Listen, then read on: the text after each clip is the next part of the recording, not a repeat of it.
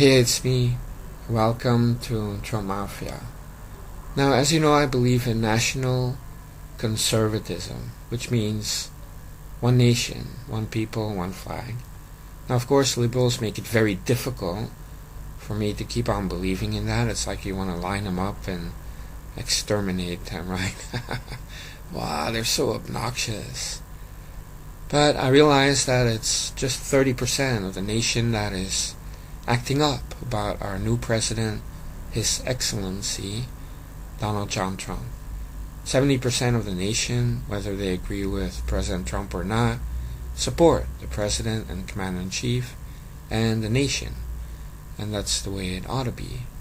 But the 30%, and many of them are illegals, or they're not really assimilated, or they're extreme liberals, they have more sympathy and empathy and love for criminal illegal aliens or terrorist Muslims than they have for law-abiding American citizens, which is really amazing if you think about it.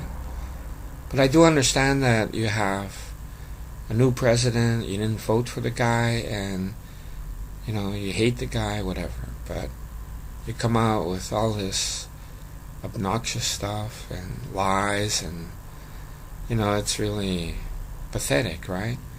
But I remember when Obama was elected, I thought and I said that it was worse than 9/11 or Pearl Harbor.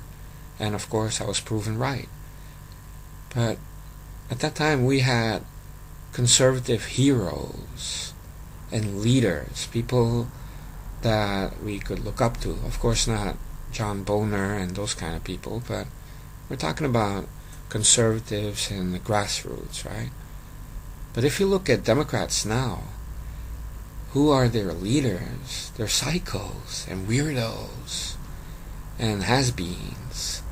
Their leaders now, it's like Whoopi Goldberg or the other ladies on The View, if you really want to call them that. Keith Olbermann, talk about a has-been. And Michael Moore. These are the heroes of the left. And did you notice that they're even so needy for some kind of a leader or some kind of a role model that they're latching on to Shepard Smith on Fox News? Or Madonna, or Meryl Streep. What? Come on. Come on. If you're a liberal, and then Stephen Colbert, the pajama boy on CBS, or some of these foreigners in the Comedy Channel, I don't know. They have no one. They don't have any reasonable, strong, charismatic person. They just have a bunch of hacks and losers. Even in the media, right? Rachel Maddow. Ooh, wow, there's a leader. Wow, when she talks, I listen. Nah. And Don Lemon. I cannot believe it. And I don't know, is Van Jones still hot right now? Because you have Mark Lamont Hill and all these other dweebs, I would call them, and they just don't have that, charisma that you want in someone to follow, right? And for example, you had Breitbart, Andrew Breitbart, fantastic guy, and he sets up Breitbart, right, which becomes amazingly huge.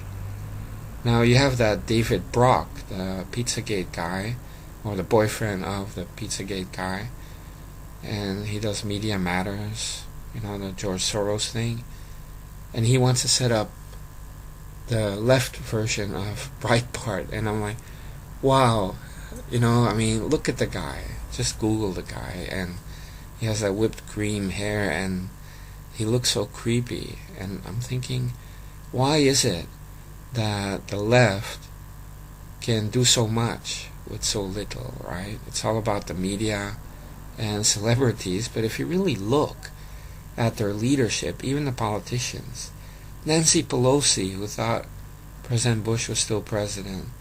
You know, you have reps like Maxine Waters or Sheila Jackson. And Schumer, he's so weak. And what a weasel, right? But not like Harry Reid. I think he was kind of able, right? He was a tough opponent, but Schumer is like a lightweight. And you look at them and you're like, wow. And so they're so desperate that the leading person in contention for 2020 is Elizabeth Warren, Pocahontas. And you're like, wow. Is that really the best they have? I mean, they always say the cream rises to the top, right? So is that Elizabeth Warren? And I like how the media are like minions, right?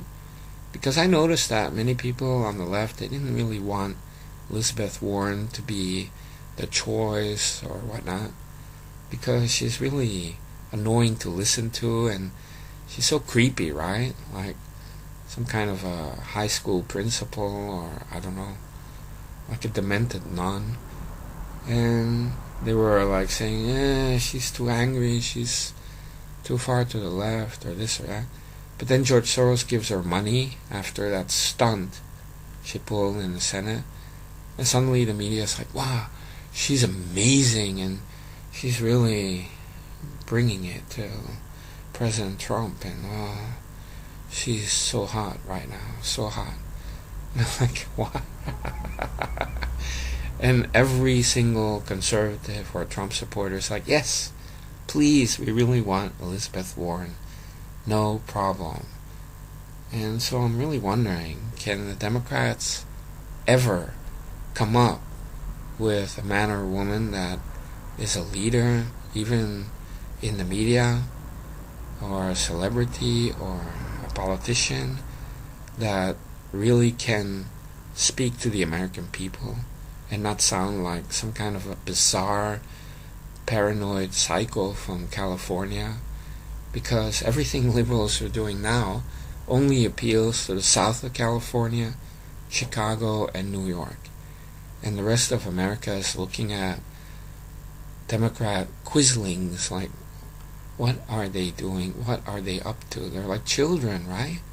Demented children, and they really don't know what they're doing. So for me, it's becoming like a circus, you know, what they say about President Trump. And the media, of course, is catering to these cycles. So the media, you know, I also think some of these people in the media are just psychos, and they have no gravitas, they have no responsibility, just like little bloggers, right?